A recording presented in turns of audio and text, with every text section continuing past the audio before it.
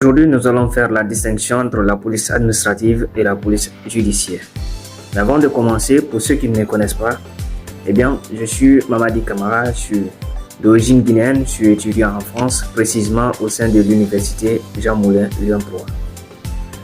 Mesdames et messieurs, il existe bien une différence entre la police administrative et la police judiciaire. La différence semble parfois être simple, mais aussi complexe.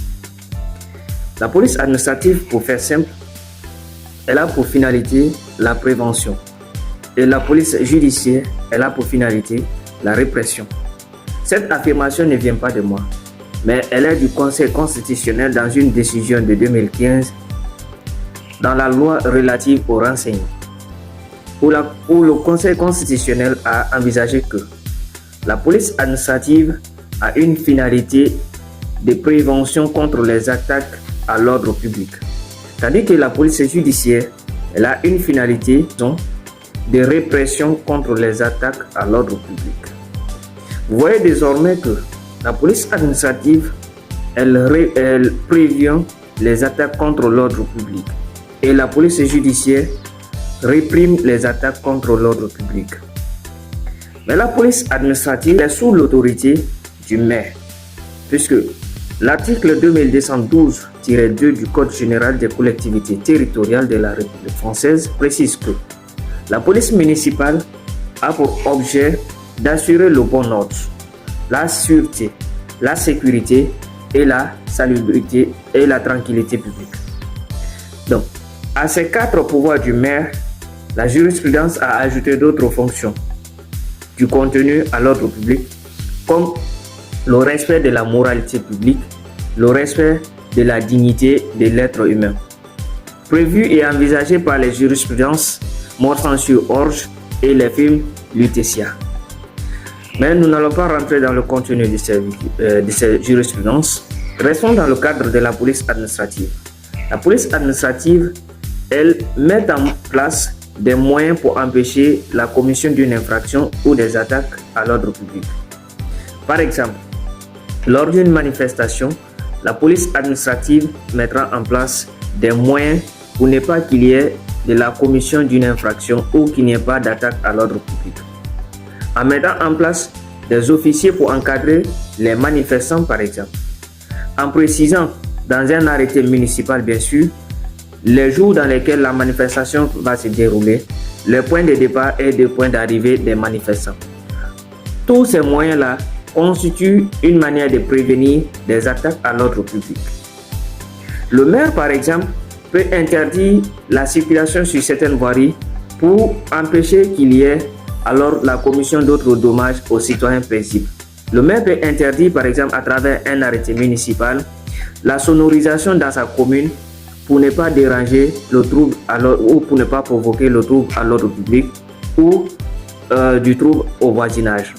Toutes ces dispositions sont dans le cadre de l'exercice de la police municipale. Pour revenir à ce qui concerne la police judiciaire, elle est prévue par les dispositions de l'article 14 du Code de procédure pénale. Cette disposition prévoit que la police judiciaire a pour fonction ou objet de constater la commission d'une infraction, rassembler les preuves, mais aussi poursuivre les auteurs ou l'auteur de l'infraction. Cette fonction est normalement confiée au procureur général, mais nous savons qu'en France, il y a très peu de procureurs. Alors cette mission a été déléguée ou disons confiée à la police judiciaire.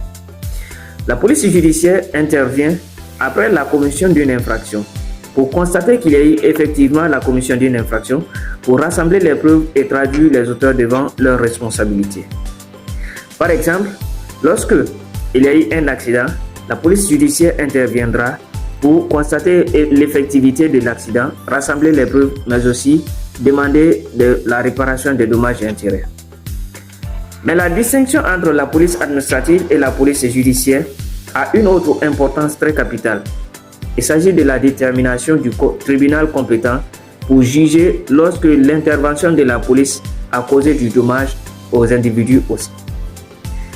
Puisque lorsqu'il s'agit de la police administrative, la responsabilité va incomber à l'administration. Et si c'est le contraire, la responsabilité sera située devant le juge judiciaire.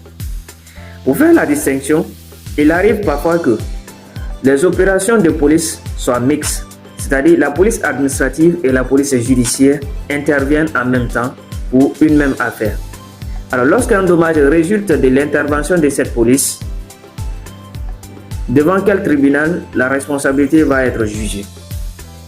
Alors, le tribunal des conflits, dans une décision de 1976, dans l'affaire Société Le Profil, a tranché. Qu'est-ce que le tribunal des conflits dit? Le tribunal des conflits précise que lorsque l'intervention de la police est à l'origine d'un acte qui a causé du dommage, ce qu'il faut regarder pour préciser le tribunal compétent, c'est la cause essentielle du dommage.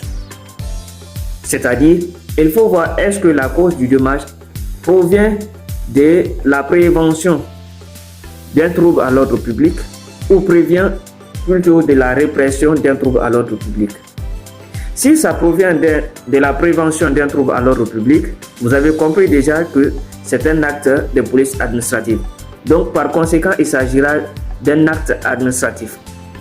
Et là, à la suite de la constatation d'un acte administratif, directement, le tribunal administratif sera compétent pour juger l'affaire. Et si c'est à l'inverse, le dommage résulte de la répression, alors il s'agira d'un acte de droit commun.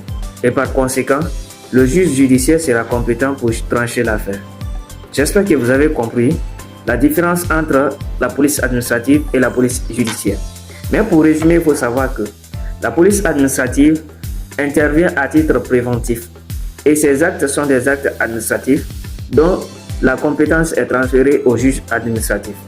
Et la police judiciaire intervient après la commission d'une infraction.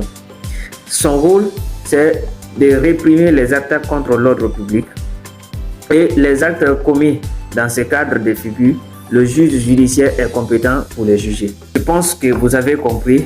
Partagez-moi votre avis dans les commentaires. Nous allons les lire. Et si vous n'avez pas encore compris, précisez-moi les points sur lesquels vous n'avez pas encore compris. Je reviendrai pour des détails parce que je prendrai tout mon temps pour lire les contenus afin de satisfaire chacun d'entre vous. Partagez alors moi cette vidéo à tous ceux qui n'ont pas encore reçu pour bénéficier des mêmes contenus que vous. Ne soyez pas égoïste. Partager ne prendra pas plus de 2 minutes. Et likez le contenu de cette vidéo. Je vous dis sur ces points. À bientôt pour des prochaines vidéos. C'était votre serviteur Mamadi Camara, connu sous alias l'Enfant Noir.